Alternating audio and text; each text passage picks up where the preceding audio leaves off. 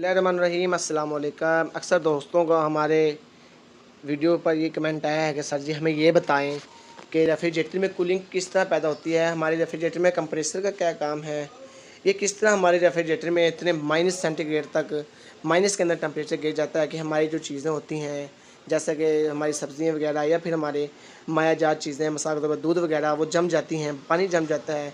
इतना जो हमारा टेम्परेचर किस तरह गिर जाता है, इसमें क्या वजह है? और अगर हम अपने रेफ्रिजरेटर को पीछे से हाथ लगाएं तो वो आग की तरह गर्म होता है। इसमें इसमें क्या ऐसी चीज़ है जो हमारे रेफ्रिजरेटर में कूलिंग पैदा कर रही है? दोस्तों, आज मैंने आपको यही बात बतानी है कि रेफ्रिजरेटर में कूलिंग पैदा करने की सबसे मेन जो चीज़ है वो उसमें गैस है। रेफ्रिजरेटर में सिर्फ 2 तरह की गैस डलती है। 2 तरह की गैस डलती है, जो एक गैस जिसका नाम R134 है, मतलब कि R134 गैस एक है, और दूसरी जो गैस है वो R600 है। ये एक्सट्रीम कूल होती है, मतलब कि कूलिंग पैदा करने के लिए इस्तेमाल की जाती है। जब हम इसे रेफ्रिजरेटर में डालते हैं तो ये सबसे पहले कंप्रेसर में जाती है। कंप्रेसर से जब हमारा कंप्रेसर चल रहा हो तो कंप्रेसर हमारा इस गैस को कंप्रेस करता है, मतलब कि पिस्टन के ज़रिए से कंप्रेस करता है, आगे की तरफ धकेलता है। जब ये प्रेशर के साथ धकेली जाती है तो ये इसकी जो इस गैस की जो हीटिंग है वो तकरीबन 85 सेंटीग्रेड तक चली जाती है। जब ये गैस 85 सेंटीग्रेड तक चली जाती है, इसका टेम्परेचर इतना हाई हो जाता है कि हम इस गैस के साथ जो पाइप लगे हुए हैं इनको हाथ भी नहीं लगा सकते। जिस तरह ये कंडेंसर है इसको हाथ नहीं लगा सकते, इतना गर्म होता है कि हमारा हाथ जल सकता है। और जब ये गर्म गैस इस कंडेंसर में से गुजरती है, मतलब कि हमारे पाइप के कोयल से गुजरती है, ये एक पाइप का कोयल है, तो ये गैस ऊपर नीचे होने की वजह से, हवा के टेम्परेचर की वजह से, कुछ हवा में नमी होने की वजह से, कुछ जाली में लगा लोहे की वजह से ये गैस की जो हीट है वो ऑब्ज़र्व हो जाती है, ख़त्म हो जाती है, आहिस्ता आहिस्ता ये ठंडी होना शुरू हो जाती है। यहाँ पे इसका टेम्परेचर अगर 80 सेंटीग्रेड है तो यहाँ पे इसका टेम्परेचर 50 सेंटीग्रेड होगा, और यहाँ पे इसका सेंटीग्रेड यहाँ पर तकरीबन 30 के नज़दीक होगा, और जब यहाँ पर आएगी तो इसका सेंटीग्रेड तकरीबन 20-15 के नज़दीक होगा। जब ये गैस फ़िल्टर में से गुजरेगी तो फ़िल्टर में से जब कंप्रेशर हमारा गैस को कंप्रेस कर रहा होगा, प्रेशर डाल रहा होगा, तो आगे इसके लिए एक ब्रेक पाइप लगा होगा जिसे हम कैपिलरी ट्यूब कहते हैं। कैपिलरी ट्यूब कहते हैं, जब इतने प्रेशर से ये गैस इस कैपिलरी ब्रेक सुराख में से गुजरती है तो इस पाइप की तकरीबन 11 फुट लंबाई होती है। तो ये गैस का जो टेम्परेचर है माइनस 15 सेंटीग्रेड से 20 सेंटीग्रेड से तकरीबन माइनस के अंदर तब्दील हो जाता है। ये -20-25 सेंटीग्रेड तक चला जाता है। जब ये -25 ग्रेड में जाती है गैस तो ये एवेपोरेटर पर जाकर स्प्रे होती है, तो स्प्रे करने की वजह से यहाँ पर एक कूलिंग पैदा होती है, ठंडक पैदा होती है, जिसकी वजह से हमारे रेफ्रिजरेटर में कूलिंग पैदा होना शुरू हो जाती है। ये देख रहे हैं जैसा कि आपको नज़र आ रहा है, ये मेरी आँखों पे लगा हुआ है, ये यहाँ पर कूलिंग पैदा हो रही है। हमने इसे गैस चार्जिंग पे लगाया हुआ है रेफ्रिजरेटर को, तो आहिस्ता आहिस्ता ये कूलिंग तमाम इस एवेपोरेटर से यहाँ से शुरू होती है। ये कूलिंग मैं आपको दिखाता हूँ। जो कैपिलरी ट्यूब है यहाँ पर हमारी स्प्रे कर रही है, यहाँ से कूलिंग शुरू होगी, पहले इस तरह हमारी जाएगी, फिर ये सारा एरिया, फिर नीचे कूलिंग आएगी, फिर इस तरह होते हुए तो हमारी जो कूलिंग है वो नीचे वाली प्लेट बस एंड में जाएगी।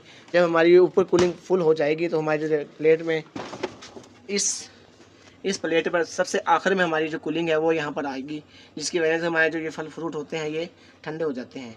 क्योंकि यहाँ पर कूलिंग इसलिए कम होती है, यहाँ पर हमारा जो एवेपोरेटर है उसका एरिया थोड़ा है, हल्की सी कूलिंग के लिए हमने लगाया होता है कि हमारे जो रेफ्रिजरेटर का टेम्परेचर है वो तकरीबन 20 से 25 सेंटीग्रेड के दरमियान रहे, इसलिए यहाँ पर एवेपोरेटर छोटा लगा दिया जाता है कि यहाँ पर हमें कूलिंग की कम ज़रूरत है। तो हमारी जो चीज़ें हैं नॉर्मल ठंडी रहती है, टेम्परेचर के मुताबिक अब ख़राब नहीं होती। तो ऊपर जो हमारी कूलिंग है वो तकरीबन माइनस सेंटीग्रेड तक चली जाती है, माइनस के अंदर चला जाता है, जिसकी वजह से हमारे जो पानी के कोले होते हैं या फिर हमारे जो और कुछ चीज़ें होती हैं मायाजात वह जम जाती हैं। गोश्त वगैरह हमारा यहाँ पर ठीक रहता है, क्योंकि सर्दी में हमारा जो गोश्त है वो ख़राब नहीं होता। तो इसलिए हमें जो अपनी ऐसी चीज़ें हैं ख़राब होने वाली, तो वो हमें रेफ्रिजरेटर के ऊपर वाले खाने में रखनी चाहिए।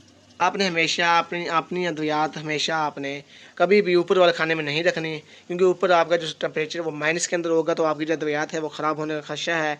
तो आपने वो यहाँ पर नहीं रखनी, वो आपने नीचे ही रखनी है, क्योंकि नीचे जो हमारा टेम्परेचर है वो तकरीबन 10 सेंटीग्रेड या फिर 7 सेंटीग्रेड तक रहता है।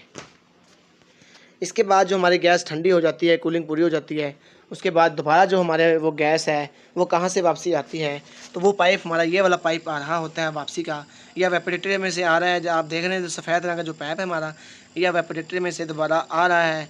यहाँ से हमारा कंप्रेसर इसे सक कर रहा है, खींच रहा है, और दूसरी तरफ से हमारा इस पाइप से इस गैस को कंप्रेस कर रहा है। यहाँ पे इसका टेम्परेचर जो है हमारा तकरीबन 0 सेंटीग्रेड के नज़दीक होगा, या फिर हमारा 3-4 सेंटीग्रेड के नज़दीक होगा। और जब यहाँ से अब हम इससे हाथ लगा रहे हैं तो यहाँ पर हमारा हाथ नहीं लग रहा, क्योंकि ये हीट अप हुआ है, यहाँ से कंप्रेस हो रही है गैस।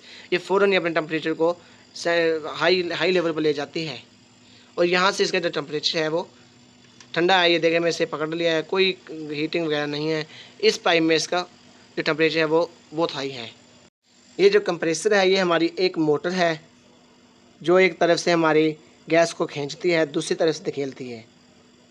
मतलब कि एक तरफ से हमारी मोटर को गैस को खींच रही है, और दूसरी तरफ से गैस को धकेल रही है, जोर लगा रही है।